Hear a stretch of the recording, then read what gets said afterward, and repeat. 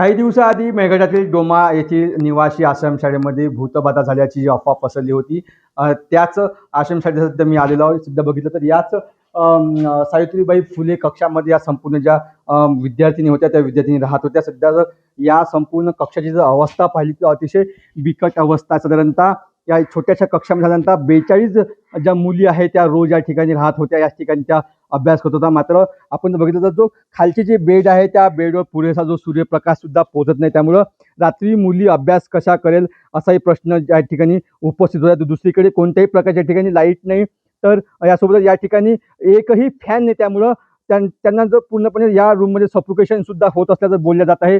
एकूण बघितलं तर आपण बघू शकतो की एकही लाईन नाही. वरची जी संपूर्ण जी रूम आहे ही पूर्ण टिनाची रूम आहे. त्यामुळं मुलींना मोठ्या प्रमाणात गरमीचा सुद्धा सामना करावा लागतो. मात्र कोट्यावधी रुपये जे आदिवासी विभाग जे आहे ते विद्यार्थ्यांसाठी खर्च करतात. मात्र तो कोट्यावधी रुपयाचा जो निधी आहे तो जातो कुठं असा प्रश्न या ठिकाणी निर्माण होतो. आपल्यासोबत याच ठिकाणच्या अधीक्षिका मॅडम आहेत. मॅडम, काय सांगाल, या रूममध्ये एकही फॅन नाही. तुम्ही कधी पाठपुरावा केला नाही का फॅनसाठी? केलाय. कोणाकडे केला होता? HM. काय बोलले ते? ते पत्रव्यवहार चालू आहे म्हणे त्यांना, अच्छा. तर करतील आहे. मग किती वर्षापासून पाठपुरावा होता? मी गेल्या वर्षीपासून असेल, त्याच्यामुळे गेल्या वर्षीपासूनच केलाय. या ठिकाणी नाही आहे. किती मुली आहे या रूम मध्ये? आता या 110 राहतात.